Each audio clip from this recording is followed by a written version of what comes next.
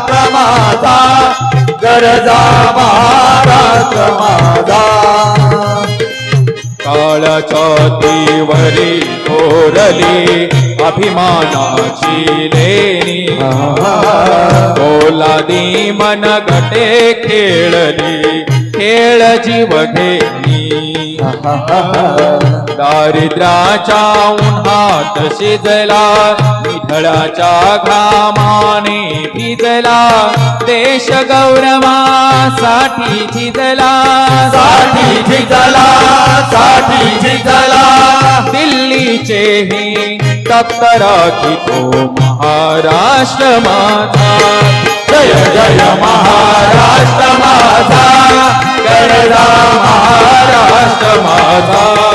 जय जय महाराष्ट्र माझा, गरजा महाराष्ट्र माझा, गरजा महाराष्ट्र माझा, गरजा महाराष्ट्र माझा. छत्रपती शिवाजी महाराज.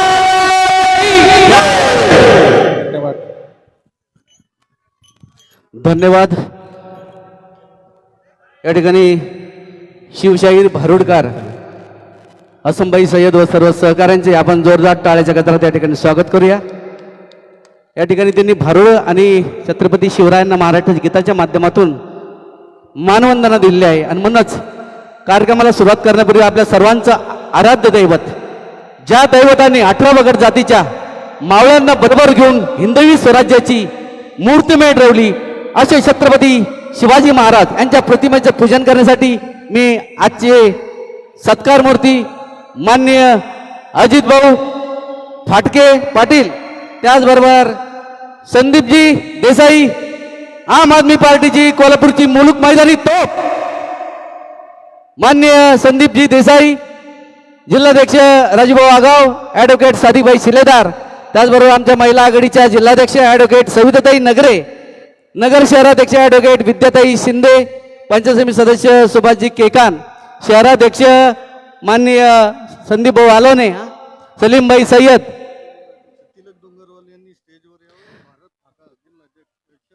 तिलकजी डोंगरवाल साहेब, माजी जिल्हा परिषद सदस्य, माजी जिल्हाध्यक्ष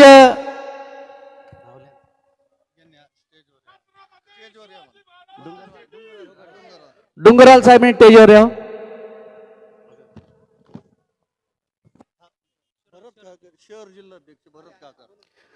शहर जिल्हाध्यक्ष भरत काकांनी देखील या ठिकाणी स्टेज जवळ यावं.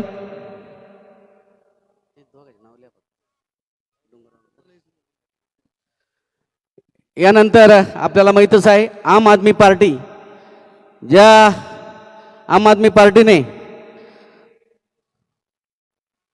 या ठिकाणी दिल्लीचं तख्त पहिलं काबीज केलं आणि पहिला सर्वसामान्याचा मुख्यमंत्री म्हणून ज्यांच्यावर जबाबदारी या ठिकाणी तेथील जनतेने दिली, असे आम आदमी पार्टीचे पक्षप्रमुख माननीय अरविंदजी केजरीवाल साहेब यांच्या आदेशाने आपल्या नेवास तालुक्याचे भूमिपुत्र माननीय अजित भाऊ फाटके पाटील यांची या ठिकाणी आम आदमी पार्टीच्या महाराष्ट्र प्रदेश कार्यकारी अध्यक्षपदी निवड झाल्याबद्दल आपण जोरदार टाळ्याची लहर या ठिकाणी झाली पाहिजे.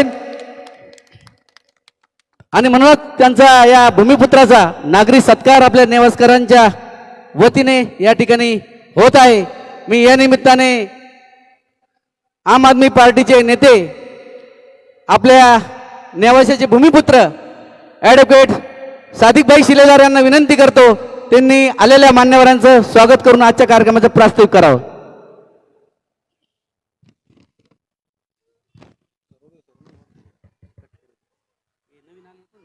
संत ज्ञानेश्वरांच्या पदस्पर्शाने पावन झालेल्या या नेवासा नगरीत आम आदमी पक्षाच्या वतीने आम आदमी पक्षाच्या महाराष्ट्र राज्य प्रदेशाध्यक्षपदी प्रदेश कार्यकारी अध्यक्षपदी माननीय अजितभाऊ फाटके यांची निवड झाली. या निवडीच्या अनुषंगाने त्यांचा नागरी सत्कार करण्याकरता आजच्या सभेकरता या राज्याचे संघटन मंत्री, राज्याचे नेते माननीय संदीपभाऊ देसाई, त्याचप्रमाणे आम आदमी पक्षाचे जिल्हाध्यक्ष राजूभाऊ आगाव, या शहराचे शहराध्यक्ष संदीप आलवणे, त्याचप्रमाणे नगर शहराध्यक्ष भारत खाकाळ, तसेच माजी जिल्हाध्यक्ष तिलक डोंगरवाल, तसेच पंचायत समिती सदस्य पाथर्डी सुभाषजी केकान, त्याचप्रमाणे अनेक जे जिल्ह्यातून आलेले पदाधिकारी, तसेच या पुण्यभूमीतील सर्व नागरिक यांचं मी आम आदमी पार्टी नेवासाच्या वतीने हार्दिक आभार मानतो, स्वागत करतो. आजची ही जी सभा आहे की स्वातंत्र्यानंतर नेवासा तालुक्याच्या इतिहासामध्ये राष्ट्रीय पातळीच्या एखाद्या पक्षाच्या अध्यक्षपदी निवड होणं म्हणजे अभिमानाची, स्वाभिमानाची बाब आहे. आणि ही सर्व गोष्ट आपल्या नेवासा तालुक्याच्या भाग्यामध्ये माननीय अजित भाऊ पाटके यांच्या रूपाने आलेली आहे. आपण सर्वांच्या वतीने त्यांचं आज रोजी स्वागत करायचं आहे, नागरिक सत्कार करायचं म्हणून आपण सर्वजण आलात, त्याबद्दल मी सर्वांचे स्वागत करतो. जय हिंद, जय महाराष्ट्र. धन्यवाद सादिक भाई. यानंतर आजच्या कार्यक्रमाला प्रमुख अतिथी म्हणून जे लाभलेले आहे मान्यवर, ते म्हणजे राज्याचे आम आदमी पार्टीचे संघटन मंत्री आणि कोल्हापूर जिल्ह्याची मुलूक मैदानी बुलंदतोप मान्य संदीपजी देसाई साहेब यांचा या ठिकाणी नेवास्कर नागरिकांच्या वतीने आणि जिल्हा आम आदमी पार्टीच्या वतीने सन्मान होत आहे. मी सन्मानासाठी या ठिकाणी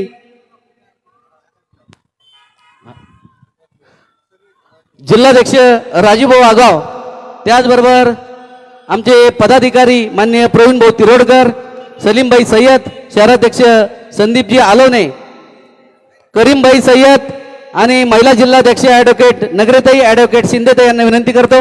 सुभाषजी केकान, किरणजी भालेराव, आपण सन्मान करत आहोत. जोरदार टाळ्या वाजवून आपण संदीपजी देसाई यांचं स्वागत करूया.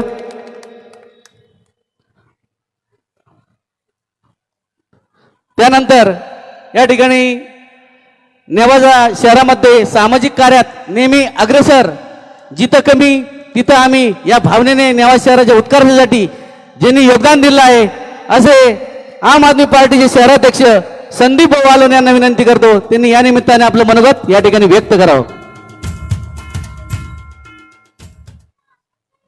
आज या ठिकाणी आपल्या तालुक्याचे भूमिपुत्र अजित भाऊ पाटके यांना अरविंदजी केजरीवाल यांनी जी महाराष्ट्र संघटन महाराष्ट्राचे कार्यकारी अध्यक्ष म्हणून नियुक्त केलं, त्यांचा सत्कार करण्यासाठी या ठिकाणी आपण सर्व नेवास्कर, सर्व पक्षाचे कार्यकर्ते, नेते या ठिकाणी जमले, त्याबद्दल मी सर्वांचं स्वागत करतो.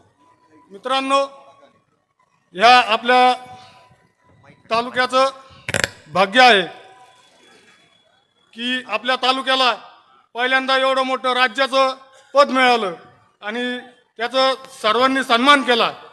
मित्रांनो, अजित भाऊबरोबर मी गेली 13-14 वर्षापासून काम करतो. ते उच्च शिक्षित असूनही त्यांचं शहरी भाग आणि ग्रामीण भाग या दोन्हीकडे बघण्याचा दृष्टिकोन एकदम चांगला आहे. असं नेतृत्व आपल्या राज्याला, आपल्या तालुक्याला मिळालं याचा खरोखर आपल्याला आनंद झाला पाहिजे. नाहीतर आपल्या तालुक्याची अवस्था काय आहे ही तुम्हाला माहिती आहे. मित्रांनो, आपल्या या ठिकाणी आम्ही अजित भाऊंच्या आणि राजू भाऊ यांच्या नेतृत्वाखाली काम करत असताना नेवासा शहराच्या विकासासाठी, नेवासा शहराच्या प्रश्नावर विविध आंदोलन केली. ते आंदोलन नुसती केली नाही तर ते आम्ही सत्यात उतरवली, ते कामच करून घेतले. मित्रांनो, यापुढेही आपल्याला अजित भाऊच्या पाठीमागं त्याच पद्धतीने उभं राहायचं आहे. मित्रांनो, या ठिकाणी एवढी वाईट अवस्था आहे, एखादा 10 लाखाचा निधी जर नेवासा शहरात आला तर त्याच्यावरून आजी आमदारांचे भांडणं होतात, ते एकमेकांवर शेलक्या भाषेत टीका करतात. परंतु या नेवासा शहराचं वाटोळा कोणी केलं त्याची जबाबदारी घ्या. मित्रांनो, या नेवासा शहराची एवढी मोठी वास्तू गेल्या 3 वर्षापासून उभी आहे, परंतु त्याचं वाटप हे दोन्ही आमदार करू शकले नाही, त्याची जबाबदारी घ्या. या आम जनतेचं कुणी राहिलेलं नाही. मित्रांनो, आपल्याला या तालुक्यासाठी व राज्यासाठी अजित भाऊ फाटके यांची गरज आहे आणि सर्व तालुक्यांनी त्यांच्या मागं भक्कमपणे उभं राहावे. या निमित्ताने मी जाहीर आव्हान करतो नेवासकरांना, नेवासा नगरपंचायतची सत्ता आम आदमी पार्टीच्या ताब्यात द्या. या ठिकाणी पाणीपट्टी माफ आणि घरपट्टी हाफ हा मी मागही माझ्या भाषणात सांगितलं होतं, आज मी परत तेच सांगतो. मित्रांनो, आज नेवासा शहराला 15 दिवस पाणी येत नाही. याची जबाबदारी कोणीच घ्यायला तयार नाही. नेवासा शहरात कचऱ्याचं व्यवस्थापन नाही, इथले अधिकारी मुजोर झालेत, त्यांना दापायला कोण नाही. त्यामुळं आपण सर्वांनी अजित भाऊ फाटके यांच्या मागे भक्कमपणे उभं राहायचं. जय हिंद, जय महाराष्ट्र. धन्यवाद संदीपजी. यानंतर आम आदमी पार्टीचे दुसरी मुलूक मैदानी तोप आमच्याच नावाचे सुपुत्र ज्यांना जिल्हाध्यक्षपदाची धुरा या ठिकाणी पक्षप्रमुखांनी दिली आहे असे राजूभाऊ आबा पाटील यांना मी विनंती करतो, त्यांनी आपलं मनोगत या ठिकाणी व्यक्त करावं.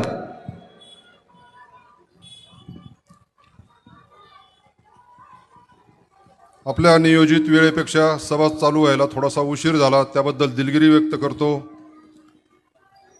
थोड्या घोषणा देऊन आपण थोडंसं चैतन्य निर्माण करूया. भारत माता की. थोडा जोरात आवाज आला पाहिजे. महिलांकडून जास्त आवाज येतो, इकडून जरा कमी येतोय. भारत माता की. छत्रपती शिवाजी महाराज की. डॉक्टर बाबासाहेब आंबेडकरांचा. आज नेवासा तालुक्यासाठी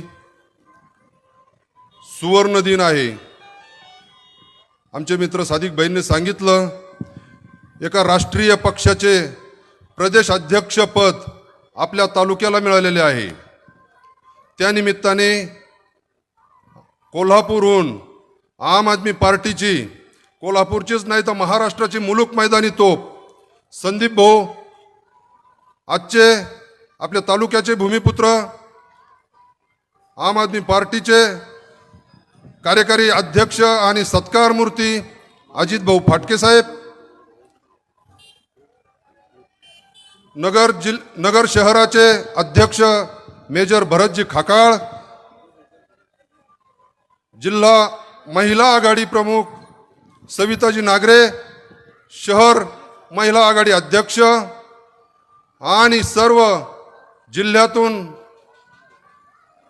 जिल्ह्याच्या कानाकोपऱ्यातून आलेले आम आदमी पार्टीचे पदाधिकारी, सर्व कार्यकर्ते, तालुक्याच्या गावागावातून आलेले माझे सर्व सहकारी, सर्व माझे आम आदमी पार्टीचे हितचिंतक, आपलं सर्वांचं मी स्वागत करतो. मी थोडक्यात आवरतो. आम आदमी पार्टी स्थापन कशाकरता झाली, उद्देश काय, आणि ती आपल्याला गल्ली गल्लीमध्ये नेऊन आपल्या तालुक्यामध्ये, जिल्ह्यामध्ये वाढवून काय करणार आहे. बंधूंनो, एकच फक्त नीट अभ्यास करा. प्रत्येक पक्षाचे प्रदेश अध्यक्ष आणि आमचे आम आदमी पार्टीचे अध्यक्ष यांच्यामध्ये तुलना करा. दुसऱ्या पक्षांचे खासदार, आमदार, मंत्री आणि आपल्या आम आदमी पार्टीचे खासदार, आमदार आणि सर्व पदाधिकारी यांच्यामध्ये तुलना करा. इतर पक्षांचे पदाधिकारी किंवा खासदार, आमदार, कोणी कोंबड्या चोरीत होतं, कोणी दारूचे धंदेच करीत होतं, कुणाला नोकऱ्या मिळत नव्हत्या म्हणून राजकारणामध्ये आले, कुणाला घरची पंचायत होती, रोजगार नव्हता म्हणून राजकारणामध्ये आले. परंतु जसं आमचे राष्ट्रीय नेते, राष्ट्रीय अध्यक्ष अरविंदजी केजरीवाल यांनी सुभाषचंद्र बोस यांच्यासारखी IAS पदाची नोकरी, जी देशात टॉपची नोकरी आहे, तिला लात मारून राजकारणात आले आणि त्याच्यातून राजकारणातून 80%, 90%, 100% समाजकारण चालू आहे. जनतेच्या हिताचे निर्णय घेतले जातात दिल्ली आणि पंजाबमध्ये. अगदी त्याच पद्धतीनं आपले नेवासा तालुक्याचे सुपुत्र अजित भाऊ फाटके हे नोकरी मिळत नाही म्हणून राजकारणात आले नाही, किंवा घरची परिस्थिती हलाखीची म्हणून राजकारणात आले नाही. कोट्यावधी रुपयाचा IT मध्ये असलेला बिझनेस, कितीतरी मला वाटतं 20 का 25 देशामध्ये त्यांचा बिझनेस आहे. ते बिझनेस सोडून पूर्ण वेळ आम आदमी पार्टीचं काम करतात. कशा करता? पैसे मिळवण्याकरता नाही, तर ज्या पद्धतीनं आम आदमी पार्टीचं काम दिल्ली आणि पंजाबमध्ये चालू आहे, काय चालू आहे? काही पक्षाचे नेते किंवा मोदीजी म्हणतात फोकट की रेवडिया बांट रहे, परंतु फोकट की रेवडिया कोणला वाटून देतात? ते वाटतात फोकट की रेवडिया फुकट वाटतात खासदार, आमदार, मंत्र्यांना, पक्षाच्या पदाधिकाऱ्यांना आणि दुसरे अंबानी, अदानी यांना. इथं फुकटची रेवडी वाटली जाते जनतेला. जर मला एक सांगा, जर आपलं विजय, आत्ता संदीप भाऊंनी सांगितलं नेवासा पंचायत समिती, नगरपंचायत आमच्याकडे द्या, पाणी बिल, वीज बिल जसं दिल्लीमध्ये चालू आहे त्या पद्धतीनं होईल. आणि जर आपलं विजेचं बिल जर माफ झालं, भरावं लागलं नाही, तर ते किती जे आपण बिल भरतो, 1000 असेल, 500 असेल, 2000 असेल, ते आपले वाचले जातात. तेवढा पैसा आपल्याला आपल्या कुटुंबामध्ये सेव्हिंग होतो. दिल्लीच्या, पंजाबच्या शाळा बघा, सरकारी शाळा हायफाय, 1 रुपया देखील मुलांच्या शिक्षणावरती खर्च येत नाही. त्याच शाळा जर आता आपले 70% मुलं हे खाजगी शाळांमध्ये जातात, 25 ते 30% मुलं फक्त जिल्हा परिषदेच्या शाळेमध्ये जातात. तेच जर आपल्या जिल्हा परिषदेच्या सरकारी शाळा जर हायफाय झाल्या, ते पैसे आपल्या मुलांवरती खर्च होणारे ते सेव्हिंग होतील. म्हणजेच दरडोई उत्पन्न वाढवण्याचं काम आम आदमी पार्टी करत आहे आणि त्याच पद्धतीनं आपल्याला इथं करायचं आहे. आम आदमी पार्टी कशासाठी? जर आपल्या तालुक्याचा, आपल्या जिल्ह्याचा आपल्या विचार केला, ऊसाचा वजन काटा थांबवण्यासाठी आम आदमी पार्टी पाहिजे, दुधाचे भाव योग्य मिळण्यासाठी आम आदमी पार्टी पाहिजे, शेतकरी कष्टकऱ्यांना स्वाभिमानाचं जगणं बहाल करण्यासाठी आम आदमी पार्टी पाहिजे. तेव्हा इथून पुढच्या काळामध्ये, गेल्या काही महिन्यांमध्ये ज्या पद्धतीनं राज्यामध्ये गोपालभाई इटालिया, संदीपभाई आणि आपले अजित भाऊ फाटके साहेब यांच्या नेतृत्वाखाली ज्या पद्धतीनं घोडदौड पूर्ण राज्यामध्ये आम आदमी पार्टी करत आहे आणि आपल्याला जिल्ह्याच्या गल्लोगल्लीमध्ये आता आम आदमी पार्टी पोहोचवायची आहे. नेवासा तालुक्यात तर पोहोचवायचीच, परंतु जिल्ह्याच्या गल्ली गल्लीमध्ये आम आदमी पार्टी कशी जाईल हे आपण इथून पुढच्या काळामध्ये बघायचं आहे. तेव्हा एवढं बोलून मी थांबतो. आपल्याला प्रमुख वक्त्यांचे 2 शब्द ऐकायचे. जय हिंद, जय महाराष्ट्र, जय आम आदमी. धन्यवाद आगाव साहेब. यानंतर महिलांचे प्रतिनिधी म्हणून ज्येष्ठ विधितज्ञ ॲडव्होकेट सविताताई नगरे, आम आदमी पार्टीच्या महिला जिल्हाध्यक्ष यांना विनंती करतो त्यांनी आपलं मनोगत या ठिकाणी व्यक्त करावं.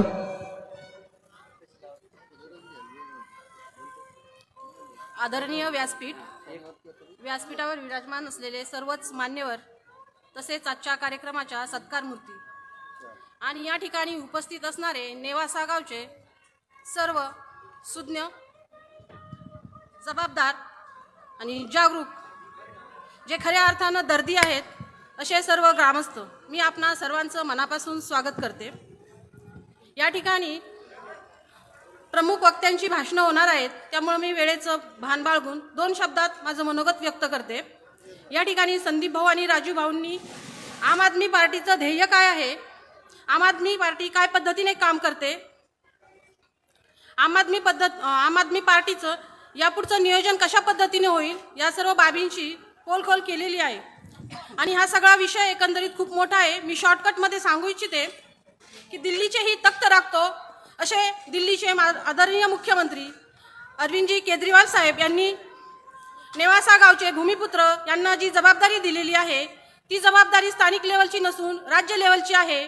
आणि अशा राज्य लेवलच्या माणसाचा आपल्याला सत्कार करायला मिळतो, ही आपणा सर्वांसाठी फार स्तुतिपूर्ण आणि अशी उल्लेखनीय बाब आहे. या ठिकाणी आज नेवासा गावमध्ये सरांच्या या सत्कार समारंभासाठी येण्याचं पहिलीच वेळ आहे. या ठिकाणी ही पहिली वेळ म्हणजे एक प्रकारचा दुग्ध शर्करा योग आहे. ज्ञानेश्वर माऊलींच्या पदस्पर्शाने प्रावन झालेल्या भूमीमध्ये आणि याच गावच्या भूमिपुत्राचा सत्कार इथे होत आहे, म्हणजे हा खऱ्या अर्थानं दुग्ध शर्करा योग आहे. आम आदमी पार्टीची सर्व ध्येय धोरणं काय आहेत हे सांगण्यापेक्षा मी एक सांगू इच्छिते की आपण ज्या देशात राहतो तो देशामध्ये लोकशाही आहे, परंतु या लोकशाहीमध्ये वावरत असताना आपण जर स्वतःला प्रश्न विचारला तर लोकशाही म्हणजे काय, स्वातंत्र्य, समता आणि बंधुता, तर खऱ्या अर्थानं आपण स्वातंत्र्य आहोत का, खऱ्या अर्थानं समता आहे का, खऱ्या अर्थानं बंधुता आहे का, तर या सर्व प्रश्नांची उत्तर आपल्याला नाही मिळतात. आणि मग खऱ्या अर्थानं स्वातंत्र्य, समता आणि बंधुत्व नांदवायची असेल तर आपल्याला आम आदमी पार्टीशिवाय पर्याय नाही. त्यामुळं आपण सर्वजण आम आदमी पार्टीचा एक घटक होऊया. आम आदमी पार्टी हे एक राजकीय पक्ष न मानता हा एक विचार म्हणून सर्वजण त्याच्यामध्ये समन्वयाची एक बाजू मांडूया आणि आपण सर्वजण आम आदमी पार्टीचा एक घटक होऊन पुढील कार्यात भाऊ सांगतील त्या पद्धतीने काम करूया आणि हा बुलंद आवाज आणखीन बुलंद करूया. एवढे बोलून थांबते. धन्यवाद. धन्यवाद ताई.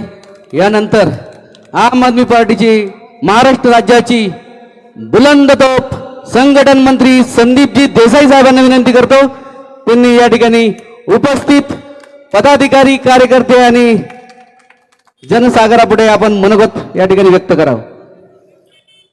स्वराज्य संकल्पक छत्रपती शाहूराजे शहाजीराजे ज्यांनी आपल्या स्वराज्य संकल्पनेची सुरुवात या अहमदनगर जिल्ह्यातनं सुरू केली होती हे बऱ्याच जणांना माहिती असेल.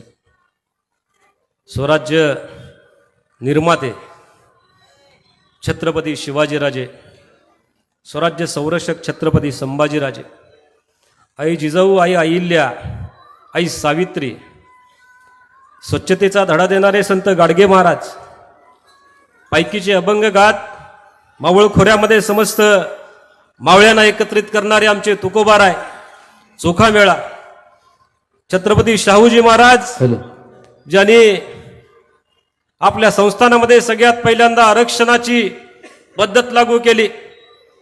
शिकारीच्या निमित्तानं गाड्यापाड्यावर जायचं, त्यांचं दुःख समजून घ्यायचं, त्या समजलेल्या दुःखाचं विश्लेषण करायचं आणि त्याच्यावर सोल्युशन काढायचं, असं शाहूराजांचं तत्व. ज्यांनी शेतकऱ्यांचा असूड इंग्रजांवर फिरवला असे महात्मा फुले आणि या सगळ्या महामानवांना एकत्रितरित्या त्यांचे विचार, त्यांची तत्व एकाच पुस्तकामध्ये मते भारतीय राज्यघटना एकाच माळेमध्ये गुंफणारे भारतरत्न डॉक्टर बाबासाहेब आंबेडकर यांना सर्वप्रथम अभिवादन करतो आणि समस्त नेवासा गावातील आजूबाजूच्या परिसरातील आम आदमी पार्टीवर प्रेम करणारे आणि आपले महाराष्ट्राचे नूतन कार्याध्यक्ष अजित भाऊ पाटके यांच्या मागे निस्वार्थपणे उभे राहणारे माझे नेवासाचे ग्रामस्थ यांना आम आदमी पार्टी व संदीप देसाई यांच्या वतीनं जय शिवराय करतो. अहमदनगर जिल्हा याला मित्रांनो अतिशय ऐतिहासिक महत्व आहे म्हणलं तरी चालेल. कारण राणी अहिल्याबाई जिनं छत्रपती शिवरायांचं स्वप्न उराशी बाळगून पुढे रयतेचं राज्य चालवलं, त्यावेळेच्या परंपरा मोडीत काढल्या, संपूर्ण भारतामध्ये मठ उभा केल्या, तीर्थस्थळा उभा केल्या, अशी आमची आई अहिल्याबाई, त्यांची जन्मभूमी म्हणजे अहमदनगरचा जिल्हा. आणि त्याच्यामुळं किती वेळा जरा विनम्रपणे अभिवादन करायचं म्हटलं तरी सुद्धा तितकंसं पुरेसं नाही आहे. मित्रांनो, या जिल्ह्याचं अजून एक वैशिष्ट्य आहे, बरेच जणांना माहिती असेल, बरेच जणांना माहिती नसेल कदाचित, आणि खास करून या अजित सर या नेवासा परिसराचं एक वैशिष्ट्य आहे. या नेवासामध्ये उत्खनन झालं होतं आणि त्या उत्खननामध्ये सिद्ध झालं महाराष्ट्रातली पहिली मानवी वस्ती कुठं असेल तर या नेवासा परिसरामध्ये होती मित्रांनो. आणि हे मी सांगत नाही आहे, दुसरं किरीट सोमय्यासारखा माणूस सांगत नाही आहे. कारण जो माणूस ज्याच्या आमच्या कोल्हापूर सारख्या ठिकाणी येतो, हसन मुश्रीफ नावाची नामदार आहेत आणि या नामदारावर प्रेस कॉन्फरन्स घेऊन प्रहार करतो, त्यांच्या कारखान्यावर धाडी टाकायला लावतो आणि ज्यावेळी दोषी व्हायची पाळी येते, ज्यावेळी तुरुंगात जायची पाळी होते, त्याच वेळी या मुस्लिमांना किरीट सोमय्या आपल्या पक्षामध्ये घेऊन मंत्रिपद बहाल करतो म्हणून किरीट सोमय्या यांचं नाव घेतलं. कोण किरीट सोमय्यासारखा माणूस सांगत नाहीये. विश्वास ठेवण्यासारखी डेक्कन कॉलेजनं हा रिपोर्ट डिक्लेअर केला की निवासामध्ये पहिली मानवी वस्ती होती मित्रांनो. त्याचबरोबर या अहमदनगरचं या जिल्ह्याचं अजून एक वैशिष्ट्य आहे. या जिल्ह्यामध्ये 350 पावणे 400 वर्षापूर्वीचा जर इतिहास बघितला तर हे अहमदनगर शहर आहे. अहमदनगर शहर एकेकाळी खूप वैभवशाली होतं, समृद्ध होतं. त्यावेळेचा अहमदनगरची जी तुलना व्हायची ती बगदाद सारख्या जागतिक प्रसिद्ध शहरांबरोबर, कैरो सारख्या जागतिक प्रसिद्ध शहरांबरोबर होत होती. आणि असंही वैभवशाली असणारा आपला अहमदनगर जिल्हा आज परिस्थिती अतिशय बेकार आहे मित्रांनो. मगासपासून मी संदीप भाऊंचं भाषण ऐकलं, जिल्हाध्यक्षांचं भाषण ऐकलं. इथली परिस्थिती अतिशय चिंताजनक आहे. आणि मला सुद्धा 2-2.5 तासापूर्वी तसाच अनुभव आला होता. येताना अहमदनगरमध्ये आल्यानंतर पहिल्या टप्प्यातच पोलिसांनी गाडी अडवली. दादा इकडनं जाऊ नका, ते वाकोडी गावावरनं वळसा मारून जावा. म्हटलं काय झालं? तर काय नाही, तिथं पुलाचं काम चालू आहे. ठीक आहे, स्वागत करूया. त्या वाकोडी गावातनं येत असताना मला जर कुणाची आठवण आली असेल तर ती आली शहाजी बापूंची आठवण. शहाजी बापूंना तुम्ही विसरला तर नाही ना? शहाजी बापू कोण? काय ते डोंगर, काय ती झाडी, गुवाहाटीला जाऊन कविता लिहिणारे शहाजी बापू, त्यांची आठवण यायची कारण ज्यावेळी त्या वाकोडी गावामध्ये मी शिरलो त्यावेळी मला एक जाणवलं, अरे काय ते रस्ते, काय ते गटार आणि काय ती व्यवस्था, सगळं ओके मध्येच आहे. पण महाराष्ट्रानं झापड बांधलेली नाही आहे मित्रांनो डोळ्यावर. हे ओके नाही आहे, ओके दाखवायचं काम आहे. कारण उल्हासनगर सारख्या पोलीस स्टेशन मध्ये, मुंबई मधला उल्हासनगर तुम्हाला माहित आहे, त्या पोलीस स्टेशन मध्ये पोलिसांच्या समोर, पोलीस स्टेशनच्या मध्येच या भाजपच्या आमदारांनी गोळीबार केला आणि आपल्याला सांगितलं जात आहे समजा ओके मध्ये आहे. ही गुंगी आहे आपल्या डोळ्यासमोर अन्नारी दिलेली. आणि मोडून काढण्यासाठी आजची जनसभा आहे. इथं आपल्या अजित भाऊंचा सत्कार होणारच आहे. पण त्या सत्काराबरोबर एक उद्देश आहे की महाराष्ट्रामध्ये जे जे चुकीचं आहे, महाराष्ट्रामध्ये जे चुकीच्या पद्धतीनं चालू आहे त्याच्या चिंधड्या करणं आम आदमी पार्टीचं काम आहे. हे आपल्या सभेमधनं दाखवून द्यायचं आहे. म्हणून ही आपली जनसभा या सत्ताधाऱ्यांच्या डोळ्यासमोर आपल्याला आणायचं आहे की ओके काय नाही आहे. आता महाराष्ट्रामध्ये जे ओके होतं ते तुम्ही पोलीस स्टेशन मध्ये संपवलं. महाराष्ट्रामध्ये जे ओके होतं ते तुम्ही कारखान्यामध्ये संपवलेलं आहे. आज मगाशी भाऊनी सांगितलं आपल्याला कारखानदारीला दर मिळत नाही. अरे आमचं पंजाबचं सरकार आहे, अभिमान वाटतो आम्हाला. 3,900 ते 4,100 जर एका एकराला दर मिळत असेल, आम्ही काय घोडं मारले, हा विचारायचा जनसंवाद आहे मित्रांनो. आणि हे आपल्याला ठासून बोलावं लागेल, ठासून सांगावं लागेल. आणि ही जी काही ओके, सगळं ओके चालू आहे, सगळं ठीक चालू आहे, ही जी काही झापड, हे गुंगीचा डोस हे जे सरकार आपल्याला देत आहे त्याला कुठेतरी मोडून टाकावं लागेल आपल्याला मित्रांनो, लक्षात घ्या. आज या जिल्ह्यामध्ये अजून एक मला खूप अभिमानाची गोष्ट वाटली मित्रांनो. संपूर्ण भारतामध्ये असं कुठलंही ठिकाण नाही आहे, असेल तर मला आवर्जून सांगा. मला पुढे जाऊन म्हणायचंय की नुसतं भारत नव्हे तर संपूर्ण जगामध्ये असं ठिकाण नसेल, आपल्याला त्या गोष्टीचं महत्व वाटत नाही कधी मित्रांनो. कारण का, ते मराठीमध्ये म्हण आहे बघा, घर की मुर्गी दाल बरोबर. बायकोनं चांगला रस्ता केला तरी आम्हाला डाळीसारखाच वाटतं. आणि हॉटेलमध्ये गेल्यावर आम्ही काय म्हणतो, घरगुती काय असेल तर सांगा. अरे मग घरातच खावा. पण घर की मुर्गी डाल बरोबर सारखी परिस्थिती आहे मित्रांनो. सांगतो तुम्हाला, वेगवेगळ्या पद्धतीनं आपल्याला त्याच्याकडे बघावं लागेल. शनी शिंगणापूर आहे तुमच्याजवळ, ते कशासाठी प्रसिद्ध आहे तुम्हाला माहित आहे. त्याच्यातला आपला जो काय धार्मिकतेचा भाव आहे, तिची काय भावना आहे, ती तात्पुरती आपण बाजूला ठेवूया आणि त्याच्या पुढे जाऊन बघूया. या घरामध्ये एकही दरवाजा नाही आहे मित्रांनो. म्हणजे किती आश्चर्याची गोष्ट आहे, लक्षात घ्या. आम्हाला समजलं नाही फक्त. म्हणजे कुणाच्या तरी घरामध्ये थोडेफार पैसे असतील, कुणाच्या तरी घरामध्ये एखादा दुसरा दागिना नक्की असेल, मला फक्त एवढंच सांगायचं आहे तुम्हाला, थोडेफार पैसे आणि एका दुसरा दागिना एवढाच शिल्लक असणार आहे तुमच्या हातात. का? बाकीचं सगळं अदानीने अंबानीने काढून घेतलं मित्रांनो. अरे बघता बघता काढून घेतलं अदानीने अंबानीने. करोनाच्या काळामध्ये तुम्ही काढून बघा, इकॉनॉमिक टाइम्स वाचा, अर्थव्यवस्था आपल्या भारताची बघा. ज्यावेळी आम्ही कोरोना झाला म्हणून आम्ही टाळ्या पिटत होतो, कोरोना झाला आम्ही घरात बसलो होतो, त्यावेळी अदानींनी अंबानींनी स्वतःची ग्रोथ करून घेतली, तुमचे आमचे पैसे काढून घेतले. आपल्याला समजत नाही मित्रांनो, कारण आम्हाला कुणीतरी सांगितलं होतं की तुम्ही टाळ्या वाजवा, तुम्ही थाळ्या वाजवा. अरे त्या थाळ्या वाजवायचं उदाहरण तर प्रचंड बेकार आहे. मोदी साहेबांनी सांगितलं कोपऱ्या कोपऱ्यात घराघरात थाळ्या वाजल्या पाहिजेत. अंधभक्त तुम्हाला माहित आहेत कसे आहेत. एक व्हिडिओ मी बघितला होता, त्या व्हिडिओमध्ये 56 इंचाचा आहे अंधभक्त, आणि थाळ्या वाजवा म्हटल्यानंतर घरात गेला, मोठीच्या मोठी परात घेतली, ती परात घेतली, मोठी काठी घेतली आणि आला चौकात. 56 इंच छाती फुगवून त्या परातीवर दे दनादन दे दनादन दे दनादन काम सुरू. मला सांगा मित्रांनो, 2024 उजाडलं, 2020च्या आसपासची घटना आहे.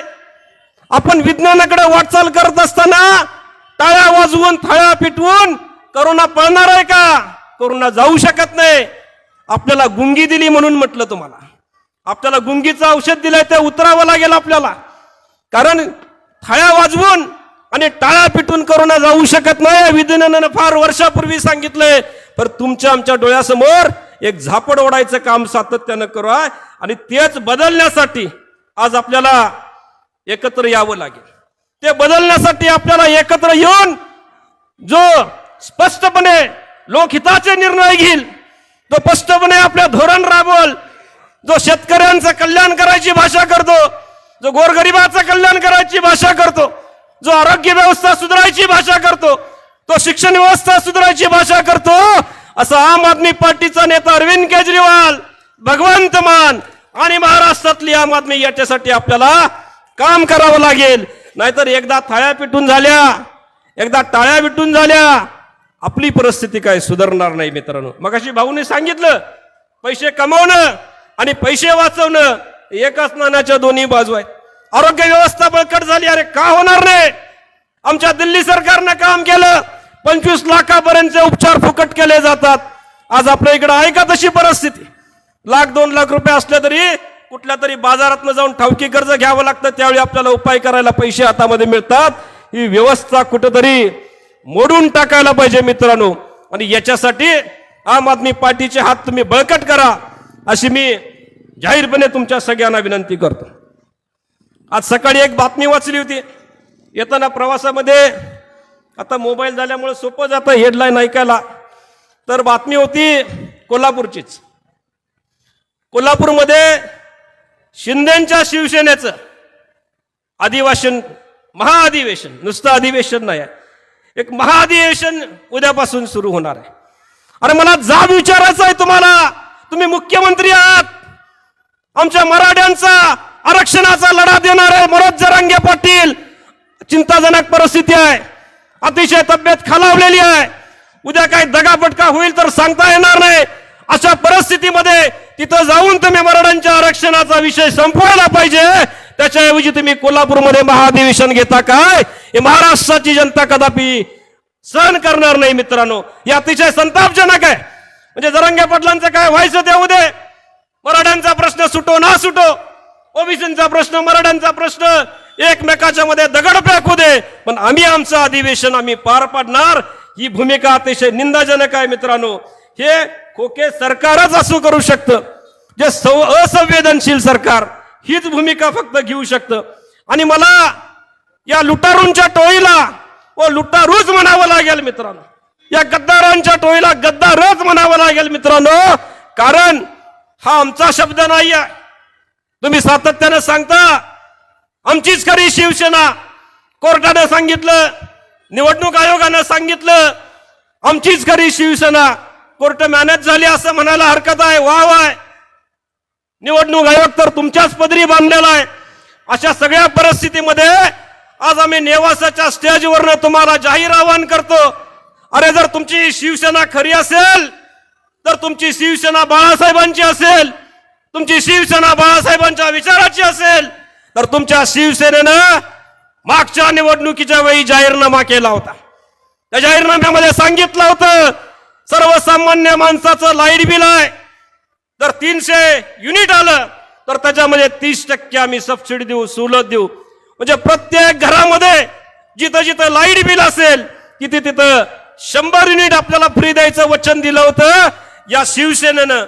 अरे तुम्हाला म्हणायचं आहे ना तुमची खरी शिवसेना आहे, तुम्हाला म्हणायचं आहे ना बाळासाहेबांची शिवसेना आमची खरी शिवसेना आहे, बाळासाहेब दिलेला शब्द पाळत होते, हे जर तुम्हाला मान्य असेल तर हिंमत असेल महाधिवेशन चालू आहे तुमचं, जावा आणि ठराव करा की येणाऱ्या काळामध्ये महाराष्ट्राला आम्ही 100 युनिट वीज सबसिडी देऊ, फ्री देऊ. आणि जर होत नसेल तर मग महाराष्ट्रातली जनता आमच्या सकट सगळे गद्दार म्हणली तर ते योग्य ठरणार, लक्षात घ्या मित्रांनो.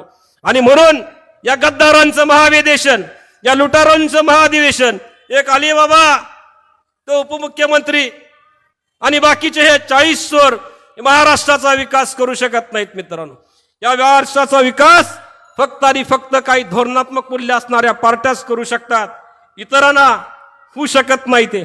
आणि आपण सगळ्यांनी बघितलं, शिक्षण व्यवस्था सुधारणं, आरोग्य व्यवस्था सुधारणं, महिलांच्यासाठी विशेष कमांडो नियुक्त करणं, त्यांना मोफत प्रवास देणं, सोयी सुविधा पुरवणं, अरे 8वी 9वीतल्या पोरांना उद्योजकता शिकवणं, हे दिल्ली सरकार जर दिल्लीमध्ये करू शकत असेल तर आम आदमी पार्टीचं, महाराष्ट्रातलं सरकार आम आदमी पार्टीचं आल्यानंतर 100% होऊ शकतं. आणि मला खात्री आहे मित्रांनो याच्यामध्ये तुमचा सहभाग असल्याशिवाय हे पूर्णत्वाला जाणार नाही. अरे किती दिवस यांच्या गुलाम्यांच्या बेड्या आम्ही टाकायच्या, हे मोडून काढायला पाहिजे. आठवा तुम्ही तो देवेंद्र फडणवीस, एक 5 ते 7 वर्षापूर्वी तुम्ही सगळ्यांनी डिबेटमध्ये बघितलं असणार आहे. देवेंद्र फडणवीस आदर्श घोटाळ्याबद्दल पोटतिडकीनं बोलायचे. देवेंद्र फडणवीस तेच देवेंद्र फडणवीस जे सातत्यानं सांगायचे सिंचन घोटाळ्यातले एक बैलगाडी भरून पुरावे आमच्याकडे आहेत, ज्या दिवशी सत्ता येईल त्या दिवशी अजित पवारला आम्ही जेलमध्ये टाकू. आज अजित पवार कुठे आहेत मला सांगा. आज सिंचन घोटाळ्यामध्ये क्लीन चिट मिळालेले अजित पवार यांच्या सरकारमध्ये उपमुख्यमंत्री आहेत. अरे किती फसवणार आहात तुम्ही जनतेला. आज सातत्यानं आदर्श घोटाळ्यावरनं तुम्हाला माहिती असेल मित्रांनो, केंद्राने एक श्वेतपत्रिका काढलेली आहे. ही श्वेतपत्रिकेमध्ये स्पष्टपणे उल्लेख केलाय महाराष्ट्रातल्या आदर्श घोटाळ्याचा. आणि महाराष्ट्रातला आदर्श घोटाळा कुणी केला? अशोकराव चव्हाण यांनी केला. आणि आज अशोकराव चव्हाण कुठे आहेत मला सांगा. आज अशोकराव चव्हाण फडणवीसच्या मांडीला मांडी लावून बसलेत.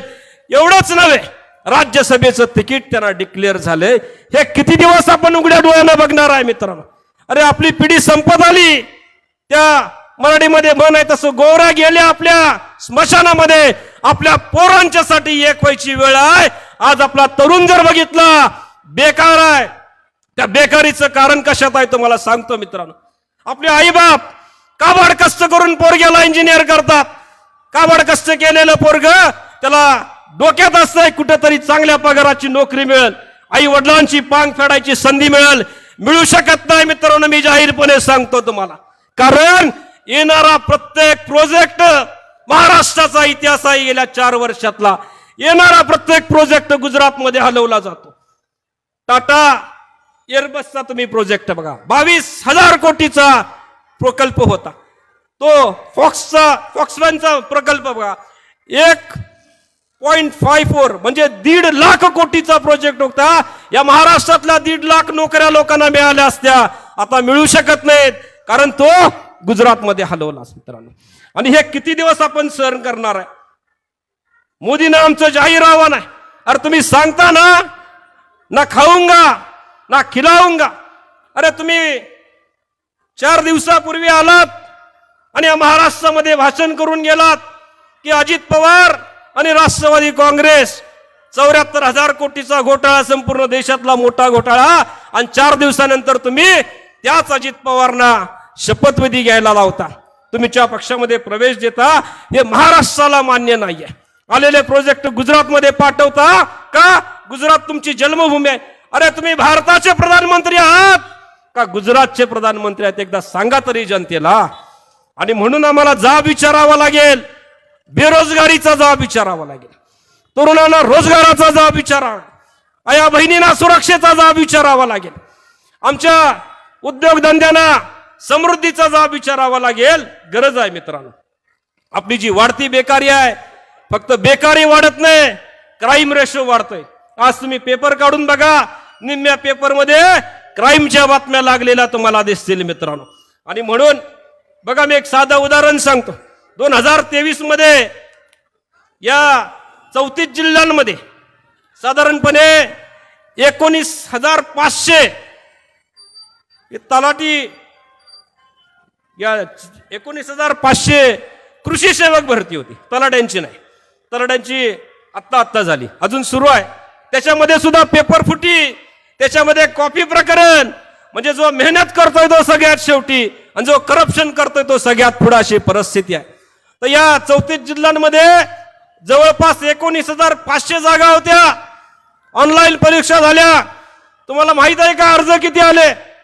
19,500 जागा, अर्ज आले 14 लाख. मित्रांनो लक्षात घ्या, हे जर प्रमाण बघितलं, हे महाराष्ट्राला हितावह प्रमाण नाही आहे. येणाऱ्या काळामध्ये बेरोजगारी वाढली, क्राईम रेशो वाढणार. आणि क्राईम रेशो वाढला तरी सरकार आपल्याला तेच सांगणार आहे, सगळं ओके मध्ये चालू आहे. का? उल्हासनगरचं प्रकरण आपल्या डोळ्यासमोर आहे, मुंबईमधली दुसरी गोळीबाराची घटना झाली ती आपल्या डोळ्यासमोर आहे. म्हणून या सगळ्याला उत्तर द्यायचं असेल तर आपल्या सगळ्यांनी एकत्रित मूठ वळवून, आम आदमी, अरे नवीन असली तर काय झालं, नैतिकतेची पार्टी आहे. अरे नवीन असली तर काय झालं, सुशिक्षित लोकांची पार्टी आहे. आज आपल्याला सगळ्या बाजूने प्रेशर केलं जातंय. कारखानदारी, कारखान्यावर प्रेशर आहे, बँका आहेत, दूध संस्था आहेत, पतसंस्था आहेत, आणि प्रत्येक ठिकाणी एखादा दुसरा पै पावना सगळे सोयरा असला त्याच्यावर प्रेशर केलं जात आहे, जसं शिवरायांच्या काळामध्ये होतं. पण ही महाराष्ट्राची भूमी आहे मित्रांनो, ही संतांची भूमी आहे मित्रांनो, ही छत्रपती शिवाजीराजांची भूमी आहे मित्रांनो. मला खास करून तुम्हाला आवाहन करायचं आहे, अरे नेवासा गावातला एक सुपुत्र जर प्रदेश कार्यकारी अध्यक्ष होत असेल तर त्याचे हात बळकट करण्यासाठी तुम्ही सगळ्यांनी पुढे या, आम आदमी पार्टी मोठं करण्यासाठी पुढे या, ही जाहीर विनंती करतो आणि आपली रजा घेतो. जय महाराष्ट्र. धन्यवाद देसाई साहेब. यानंतर मुख्य सत्कार, नागरी सत्कार होण्याच्या अगोदर काही तरुण तडफदार कार्यकर्ते या ठिकाणी आम आदमी पक्षात प्रवेश करत आहे. त्यांचं उपस्थित मंचावरील सर्वच मान्यवरांनी उठून उभे राहून आपण त्यांचा सन्मान या ठिकाणी करावा अशी विनंती करतो. त्यामध्ये पहिलं आहे नेवासा तालुक्यातील कुकाणे येथील सरपंच तसेच महाराष्ट्र राज्य ग्रामीण पत्रकार संघाचे अध्यक्ष सोमनाथ कचरे पाटील यांचं या ठिकाणी पक्षप्रवेश होत आहे. आपण जोरदार टाळ्याच्या गजरात त्यांचं पक्षप्रवेशाबद्दल स्वागत करूया. उपसरपंच आहेत, कुकाणा गावचे पत्रकार आहेत आणि म्हणूनच या ठिकाणी आम आदमी पार्टीच्या विचारांनी प्रेरित होऊन ते आज पक्षप्रवेश करत आहे. त्यांचा सन्मान या ठिकाणी अजित भाऊ व संदीपजी या ठिकाणी करत आहे. आपण वरच थांबव, एक ग्रुप फोटो घ्यायचा आहे. त्यानंतर दुसरा पक्षप्रवेश होत आहे, ज्यांनी महाराष्ट्रावर महाराष्ट्र लहुजी सेनेच्या माध्यमातून आपले विचार, वीर लहुजी वस्तांचे विचार तळागाळात नेण्याचं काम केलं, असे महाराष्ट्र लहुजी सेनेचे संस्थापक अध्यक्ष भैरवनाथजी फारसकर यांचा सन्मान या ठिकाणी पक्षप्रवेश होत आहे. त्यांचा सन्मान उपस्थित मान्यवरांच्या हस्ते होत आहे.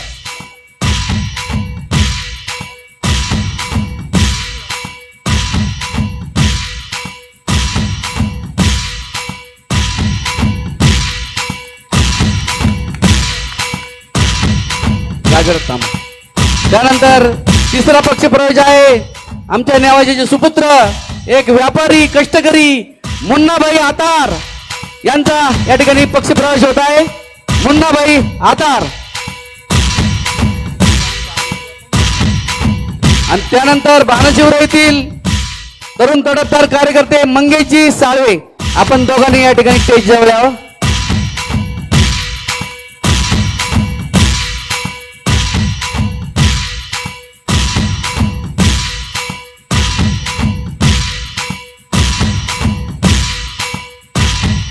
बरेच पक्षप्रवेश आहे. हे प्रातिनिधिक स्वरूपात हे पक्षप्रवेश आहे. त्यानंतर पसायदानानंतर आपण पक्षप्रवेश घेणार आहे. तत्पूर्वी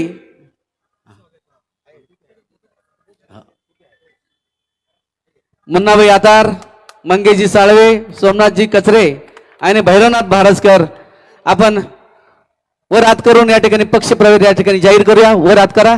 अजित दादा आपण टाळ्या वाजा.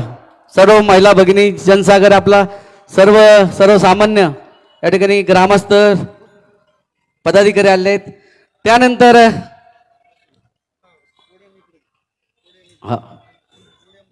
मेन ओडीएम बाजूला घ्या.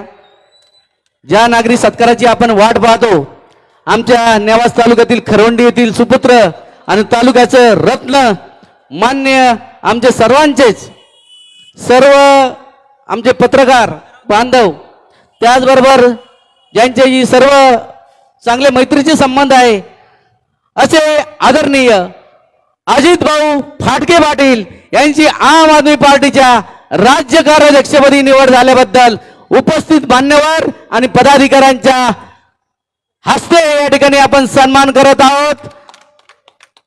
तर या सन्मानाचा आपण स्वीकार करूया. त्यामध्ये मी आदरणीय राज्य संघटन मंत्री संदीपजी देसाई, त्यांच्याबरोबर आम आदमी पार्टीचे सर्वच मान्यवर, त्यामध्ये भारतजी काकाळ, तिलकजी डोंगरवार माझे जिल्हा अध्यक्ष, त्याचबरोबर ॲडव्होकेट नगरेताई, ॲडव्होकेट शिंदेताई, ॲडव्होकेट सादिकभाई शिलेदार, जिल्हाध्यक्ष राजूभाऊ आगाव, प्रवीणभाऊ तिरोडकर, त्याचबरोबर सलीमभाई सय्यद, करीमभाई सय्यद, अण्णाभाऊ लोंढे, सर्वांनाच विनंती करू. किरण भालेराव, प्रकाश पराठे, विठ्ठल भाऊ महिंदाट, आपण सर्वांनी जवळ यायचं आहे आणि आपल्या सुपुत्राचा, नेवाशाच्या सुपुत्राचा या ठिकाणी आपण सन्मान जोरदार टाळ्याची लहर देत आपण करायचा आहे. आणि एकच घोषणा द्यायची आहे, अजित भाऊ तुम आगे बढ़ो, अजित भाऊ तुम आगे बढ़ो. या नेवाशाच्या सुपुत्राचा सन्मान या ठिकाणी होत आहे. आम आदमी पार्टीच्या राज्य कार्याध्यक्ष पदाची धुरा या आपल्या भूमिपुत्राकडे या ठिकाणी दिल्याबद्दल या ठिकाणी नगर जिल्ह्याच्या वतीने मुख्यमंत्री आणि पक्षाचे प्रमुख अरविंदजी केजरीवाल साहेब व सर्व पदाधिकारी, केंद्रीय पदाधिकारी यांना धन्यवाद या ठिकाणी देतो. आणि त्यांचा सन्मान होत असताना जोरदार टाळ्या वाजवून त्यांच्या या सन्मानाचं आपण स्वागत करावं. नागरी सत्काराचं या ठिकाणी जिल्हा उपाध्यक्ष राजेंद्र नागोडे आले आहेत, ते देखील या ठिकाणी सन्मान करतील. उर्वरित सन्मान या ठिकाणी अजितदादांचं प्रमुख भाषण झाल्यानंतर होणार आहे. तत्पूर्वी हा नागरी सत्कार झालेला, इतर सत्कार नंतर होईल. मी या निमित्ताने आपल्या भूमिपुत्राला अजित भाऊ फाटके यांना विनंती करतो, त्यांनी या नागरी सत्काराच्या निमित्ताने आपलं मनोगत या ठिकाणी व्यक्त करावं. अजित भाऊ तो मागे बढो. आता इतर उर्वरित सर्वात नंतर तर मी अजित भाऊंना विनंती करतो, आपली झालेली निवड आमच्या नेवास तालुक्यासाठी, नेवासकर नागरिकांसाठी भूषणावह बाब आहे आणि म्हणून विविध संस्थेच्या वतीने, संघटनेच्या वतीने आपला सत्कार यानंतर होणार आहे. परंतु या निमित्ताने मी विनंती करतो, आपलं मनोगत या ठिकाणी आपण राज्याचा या ठिकाणी राज्याची धुरा आपण सांभाळत असताना आपल्याला महाराष्ट्रभर तळागाळात फिरावं लागणार आहे. म्हणूनच या भूमिपुत्राला विनंती करतो, आपलं मनोगत या ठिकाणी व्यक्त करावं. अजित भाऊ फाटके पाटील. सर्वप्रथम मी आपले सर्वांचे आराध्य दैवत छत्रपती शिवाजी महाराज, महामानव डॉक्टर बाबासाहेब आंबेडकर यांना विनम्र अभिवादन करतो. ज्या भूमीमध्ये ज्ञानेश्वरी लिहिली गेली, ज्ञानाचा वसा सर्वसामान्यांसाठी खुला केला गेला, ती भूमी श्री क्षेत्र देवगड, शनिशिंगणापूर यासारख्या देवस्थानी पवित्र या नेवासा भूमीमध्ये आपण माझा घरच्यांनी केलेला हा सत्कार माझ्यासाठी नक्कीच एक भारावलेला क्षण आहे. खरं सांगायचं तर बोलत असताना आपण विचार करतो की आज आपण यामध्ये या ठिकाणी काय बोलणार आहोत. मग हा ज्यावेळेस पहिल्यांदा विचार आला आणि लगेच पुढचा विचार आला की काही विचार न करता त्या क्षणी मनामध्ये जे वाटेल आणि जे आपल्या भावना असतील त्या या ठिकाणी व्यक्त कराव्या असं मला वाटलं आणि काही विचार न करता आज तुमच्या समोर मी या ठिकाणी माझे मनोगत व्यक्त करण्यासाठी उभा आहे. खरं सांगायचं तर तुमच्या आमच्या सारखाच एका सर्वसामान्य शेतकरी कुटुंबातील माझा जन्म. माझी आई इथे उपस्थित आहे. शिक्षणाच्या माध्यमातून काहीतरी आयुष्यात घडवण्याची धडपड केली. शिक्षण झालं, अमेरिकेत गेलो, MS झालं, स्थायिक झालो, परंतु मनामध्ये नेहमी होतं की आपल्या कामाचा उपयोग आपल्या मातृभूमीसाठी झाला पाहिजे, या देशासाठी झाला पाहिजे. आणि म्हणून मी परत आलो त्या भावनेतनं. ज्या काळामध्ये चढाओढ असायची की काही करायचं आणि अमेरिकेमध्ये जायचं, त्या काळामध्ये मी अमेरिका सोडून भारतामध्ये आलो, कारण आपला उपयोग आपल्या मायभूमीसाठी झाला पाहिजे. व्यवसाय उभा केला, वेगवेगळ्या सामाजिक संघटनांशी काम केलं. आनंदवनात गेलो त्यावेळेस जाणवलं की सामाजिक कार्य म्हणजे एका जखमेवर केलेली मलमपट्टी असते, परंतु मूळ आजार जोपर्यंत जात नाही तोपर्यंत शरीर आजारमुक्त होत नाही. आणि आपल्या समाजाला लागलेली कीड म्हणजे ही राजकीय व्यवस्था आहे. सामाजिक कार्य ही त्याच्यावरची मलमपट्टी आहे. जोपर्यंत राजकीय व्यवस्थेमध्ये माणसं काम करत नाही, चांगली माणसं, तोपर्यंत या भारतामध्ये, या देशामध्ये बदल घडू शकत नाही. हा विचार त्या ठिकाणी आला आणि ठरवलं की राजकीय क्षेत्रामध्ये काम करायचं. तसं मी काही पारंपरिक राजकीय माणूस नाही, त्यामुळे माझं भाषण हे काही तुम्हाला राजकीय भाषण वाटणार नाही. तुमच्या आमच्यापैकीच एका सर्वसामान्य तरुणाचं हे मनोगत आहे. कशासाठी राजकारणात आलो? आम आदमी पार्टी का निवडली? आजची महाराष्ट्राची परिस्थिती काय आहे आणि आम आदमी पार्टीची या महाराष्ट्राला गरज काय आहे याचे विचार मी तुम्हाला या ठिकाणी सांगत आहे. मागील काही महिन्यांपासून, वर्षांपासून सातत्याने हा प्रश्न मनात पडायचा की चाललंय काय आपल्या महाराष्ट्रामध्ये, काय चाललंय. आणि आत्ताच्या ज्या घटना घडल्या त्यामध्ये तुम्हाला बघितलं असेल की एक सर्वसामान्य म्हणून आपल्याला प्रश्न पडतो. आपण फार स्मरणशक्ती कमी असते मित्रांनो. आपण मतदान एकदा केलंय, परंतु त्यावेळेस 4 वेळा सरकार बदललंय. एका मतदानामध्ये 4 वेळा शपथविधी झाला या पंचवार्षिक मध्ये. मोबाईलचा रिचार्ज एकदा केला तर तुम्हाला पुढच्या रिचार्ज करावा लागतो, त्याशिवाय बोलता येत नाही. तुमच्या एका रिचार्ज मध्ये 4 वेळांनी वेगवेगळं सरकार बनवलं. म्हणून मला तुम्हाला पहिल्यांदा सांगायचंय, पुढच्या 4 पंचवार्षिकचा बॅलन्स तुमच्या मतदानाचा यांनी संपवला आहे. त्यामुळे पुढचे 4 पंचवार्षिक तरी यांना तुम्हाला मतदान मागायचा अधिकार नाही. आणि ही परिस्थिती कशामुळे तयार झाली तर मी नेहमी विचार करतो की आपण छत्रपतींचं नाव घेतो. या महाराष्ट्रामध्ये आपण सांगतो की आम्ही छत्रपतींच्या विचाराचे पाईक आहेत. मोठ्या उत्साहामध्ये आपण शिवजयंती साजरी करू, पण फक्त फोटो लावून जयंती साजरी करून नाव घेऊन होणार नाही. छत्रपतींनी काय केलं या महाराष्ट्रामध्ये असा जर प्रश्न विचारला तर त्याचं उत्तर आहे, छत्रपतींनी वतनदारी संपवली आणि रयतेचं राज्य या महाराष्ट्रामध्ये आणलं. हे राज्य व्हावं ही श्रींची इच्छा, रयतेचं राज्य व्हावं ही श्रींची इच्छा, हे या महाराष्ट्राचं विरोध होतं. त्या काळामध्ये सुद्धा वेगवेगळ्या शाळांच्या माध्यमातून वतनदार नेमले गेले होते आणि ते वतनदारी संपवण्याचं काम राजांनी या ठिकाणी केलं. सर्वसामान्यांचं राज्य महाराष्ट्रामध्ये आणलं.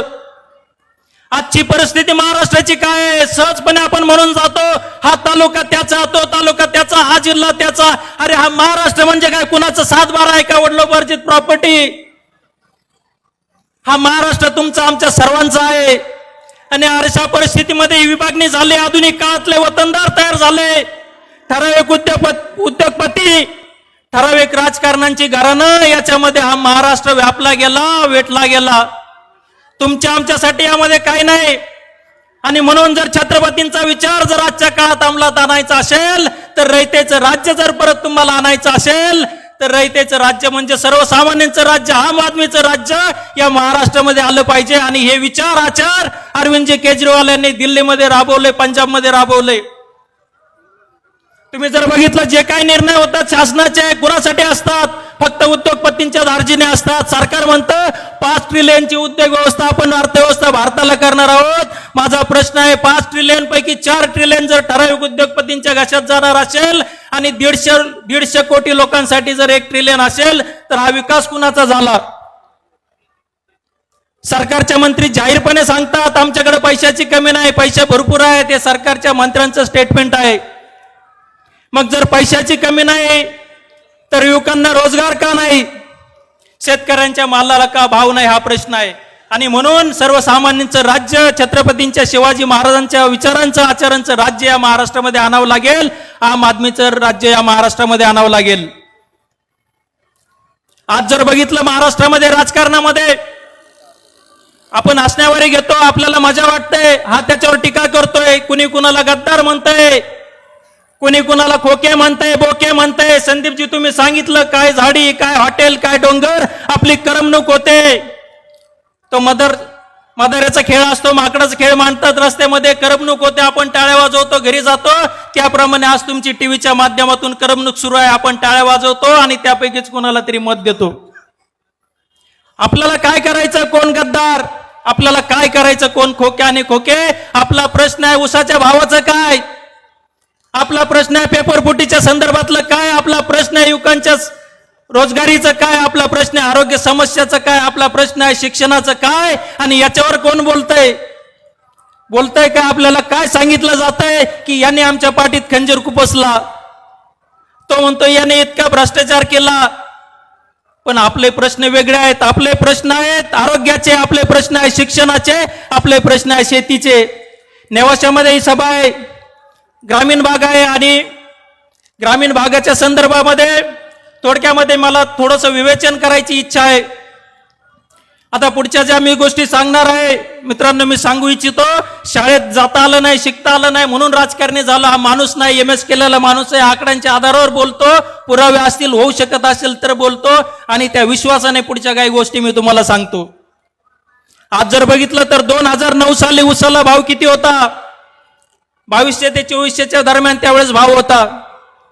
आज 15 वर्षानंतर सुद्धा उसाला भाव किती आहे? 10-20% वाढ झाली. उत्पादन खर्च 3 पट वाढला. शेती मी सुद्धा करतो. उत्पादन खर्च 3 पट झाला, भाव मात्र अजूनही 2600, 2700, 2800 आणि तेही 4-4 महिने पेमेंट नाही. आणि अशा परिस्थितीमध्ये उसाला मी ठामपणे सांगतो, लक्षात ठेवा हे वाक्य, उसाला 4700 रुपये भाव भेटू शकतो. काही अवघड नाही. आपल्याला इथेनॉल मुक्त धोरण या ठिकाणी राबवावं लागणार आहे. ग्रामीण भागाची अर्थव्यवस्था फक्त अन्नधान्याची उत्पादनावर न ठेवता अन्नधान्य आणि ऊर्जा याचा मिलाप आपल्याला ग्रामीण भागामध्ये करावा लागणार आहे. काही गोष्टी मी तुम्हाला या ठिकाणी सांगत आहे. आज आपल्या भारतामध्ये उसावर जे नियंत्रण आहे, इथेनॉलवर जे नियंत्रण आहे, त्यामुळे आपली सगळ्यांची दैना झाली आहे. 4 गोष्टी फक्त आपल्याला करायच्या आहेत. 25 किलोमीटरचं लिमिट आपल्याला या कारखान्यांचं हटावं लागणार आहे. तुम्ही विचार करा, तुम्हाला जर कोणी सांगितलं ह्या दुकाना शेजारी दुसरं दुकान टाकू शकत नाही, असं चालू शकतं का? स्पर्धा पाहिजे. यांचे दुकानं चालवण्यासाठी या सगळे राजकीय पक्ष यामध्ये सहभागी आहेत.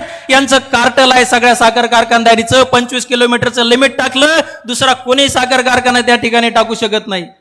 आम्ही तुमच्याकडे अनुदान मागत नाही, आम्ही तुमच्याकडे पैसे मागत नाही. मग नवतरुणांना जर एखाद्या उद्योजकाला जर त्या ठिकाणी शेतकऱ्यांना एकत्र येऊन त्याच्या ऊसाचं गाळप करायचं असेल तर तुम्ही अडवता कोण? हे 25 किलोमीटरचं लिमिट साखर कारखानदारीसाठी काढावं लागणार आहे. शेतकऱ्यांना इथेनॉल निर्मितीचा परवाना मुक्त करावा लागणार आहे. मित्रांनो तुम्हाला सांगतो, ब्राझीलमध्ये 30 वर्षापासून इथेनॉलवर गाड्या चालतात, फक्त इथेनॉलवर, ब्लेंडेड नाही. आणि मग जर शेतकऱ्यांनी त्याच्या ऊसाचं गाळप केलं, इथेनॉल बनवलं, इथेनॉलचे पंप टाकले, गाड्या जर त्या इथेनॉलवर चालत असतील, 65 रुपयाने तुम्हाला इथेनॉल भेटेल, 65 रुपयाने. आणि तरी सुद्धा ऊसाला 4700 रुपये भाव भेटेल. आकडे आहेत, पुरावे आहेत. आणि जर जे डिझेल पेट्रोल तुम्ही 100 रुपये 105 रुपयाने घेता, त्याला जर पर्याय तुम्हाला 65 रुपये भेटतोय, ऊसाला जर 4700 रुपये भाव भेटतोय, तर कुणाच्या पोटात दुखण्याचं कारण काय? शिवाय तुमच्याकडे आम्ही अनुदान मागत नाही, पैसे मागत नाही, पण पोट दुखण्याचं एकमेव कारण म्हणजे यांची दुकानदारी बंद होईल, यांचं राजकारण बंद होईल. तुमचं राजकारण चालण्यासाठी, तुमची दुकानदारी चालण्यासाठी, तुमच्या पुढच्या 7 पिढ्या सेट होण्यासाठी म्हणून तुमची शेतकऱ्यांची पिळवणूक सुरू आहे. आम आदमी पार्टीचं धोरण आहे, आम आदमी पार्टी या महाराष्ट्रामध्ये सत्तेमध्ये पाठवा, उसाला 47 रुपये भाव आम आदमी पार्टी या महाराष्ट्रामध्ये देईल. वेगळं काही करायची गरज नाही. शेतकऱ्यांना फक्त स्वातंत्र्य द्यायचं, त्यांच्या मानगुटीवरचं जोगड फक्त आपल्याला या ठिकाणी फेकून द्यायचंय. मित्रांनो, ह्या इलेक्शनचा मुद्दा पाहिजे. उसाला 47 रुपये भावाचा मुद्दा इलेक्शनचा मुद्दा पाहिजे. कांद्याचा प्रश्न आहे, हवी तेव्हा निर्यात बंदी करतात. शेतकऱ्यांचा माल कंटेनरच्या कंटेनर पोर्टवर गुंतून पडतात. अशा परिस्थितीमध्ये जर तुमचं दुकान आज उघड आहे, उद्या बंद आहे, अशा दुकानात कोणी खातं टाकतं का? आपल्याला जागतिक कॉन्ट्रॅक्ट भेटत नाहीत. भारतीय उपखंडातल्या कांद्याला जगामध्ये खूप डिमांड आहे, परंतु भारत सरकार पाहिजे तेव्हा निर्यात बंदी करतं आणि आपले कॉन्ट्रॅक्ट होऊ देत नाही. माझा प्रश्न आहे, शेतकऱ्याच्या कांद्याच्या भावाला जर भाव भेटत असेल तर तुमचं निर्यात बंदी करायचं कारण काय? तुमच्याकडे आम्ही अनुदान मागत नाही, मदत मागत नाही, पण आमचा माल आम्ही कुठेही विकू शकतो हे स्वातंत्र्य शेतकऱ्यांना भेटलं पाहिजे. आणि यासाठी म्हणून आम आदमी पार्टी या राज्यामध्ये पाहिजे. पुन्हा सांगतो, आम आदमी पार्टी जर सत्तेमध्ये द्या, कांद्याला 25 रुपयाच्या खाली कुणी कांदा खरेदी करू शकणार नाही शेतकऱ्यांचा. ही पद्धत आम आदमी पार्टी या महाराष्ट्रामध्ये करेल. कोणताही शेतमाल, कांदाच काय, कोणताही शेतमाल त्याच्यावर कधी निर्यात बंदी आम आदमी पार्टी या ठिकाणी करणार नाही, हे आश्वासन आम्ही तुम्हाला या ठिकाणी देतो. मित्रांनो, मुद्दे हे आहेत. शिक्षणाचा प्रश्न बिकट आहे. आज यावर कोणी बोलतंय का?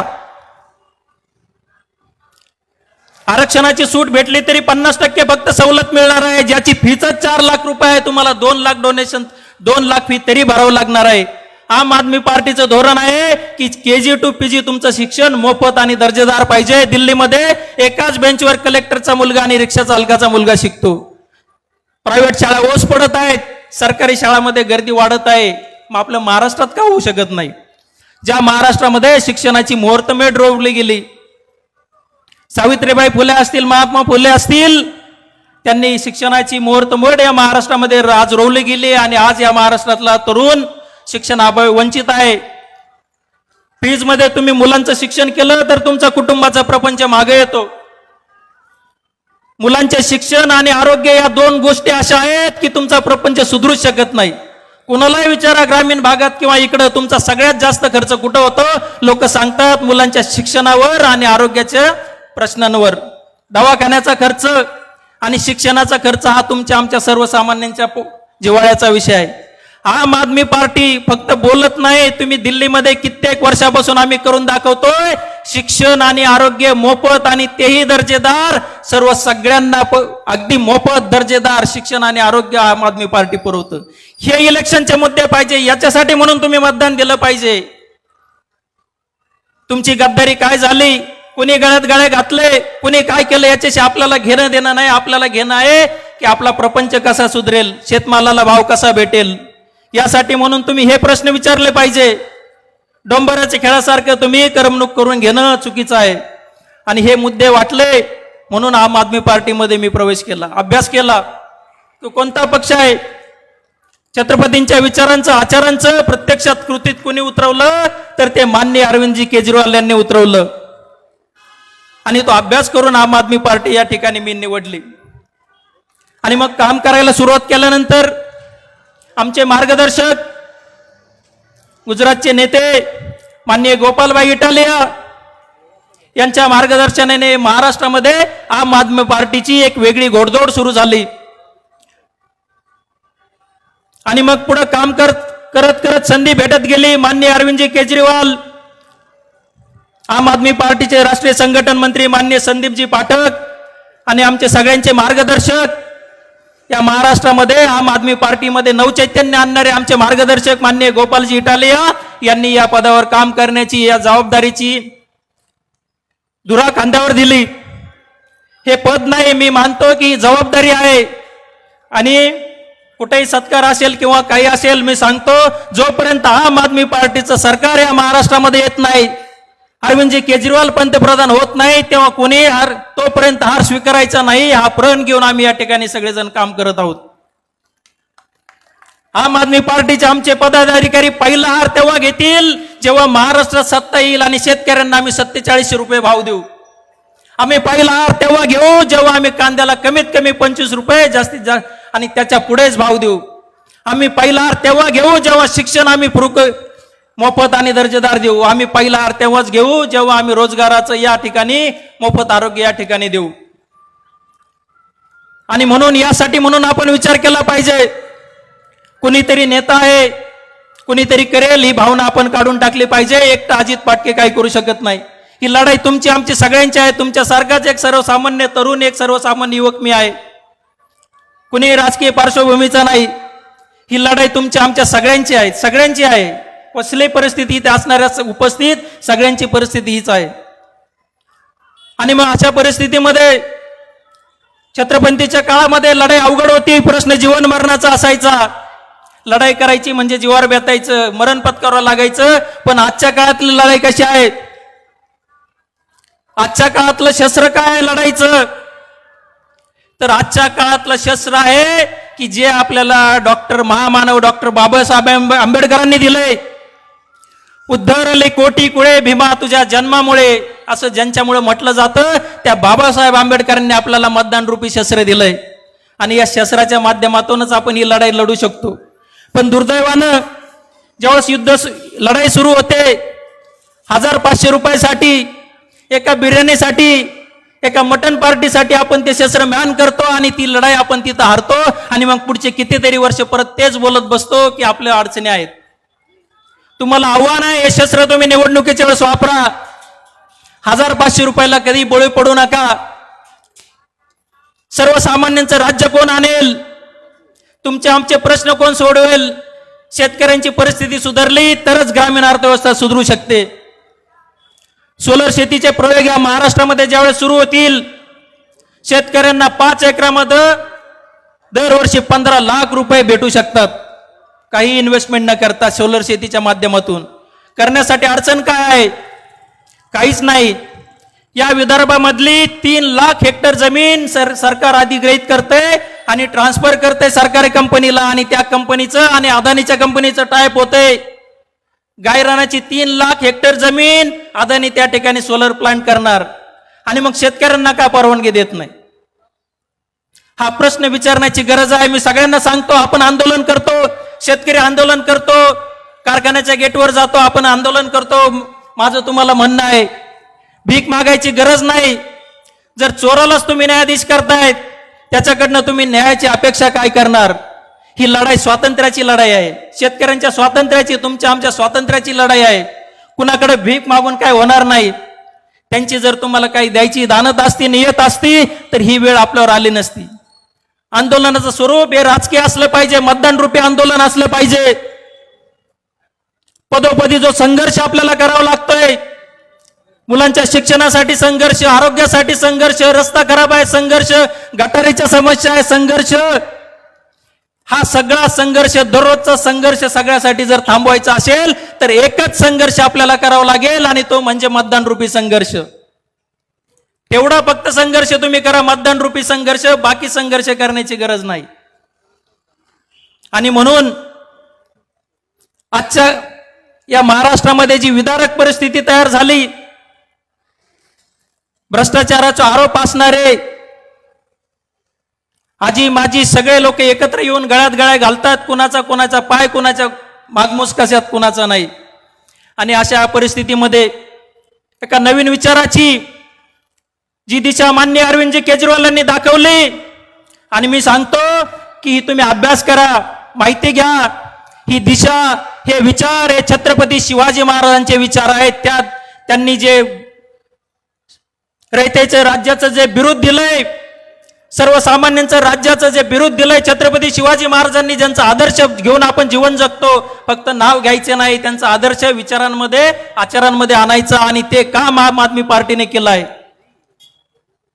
आणि हेच काम आपण येणाऱ्या काळामध्ये नेवाशामध्ये असेल, या महाराष्ट्रामध्ये असेल, आपण करणार आहोत.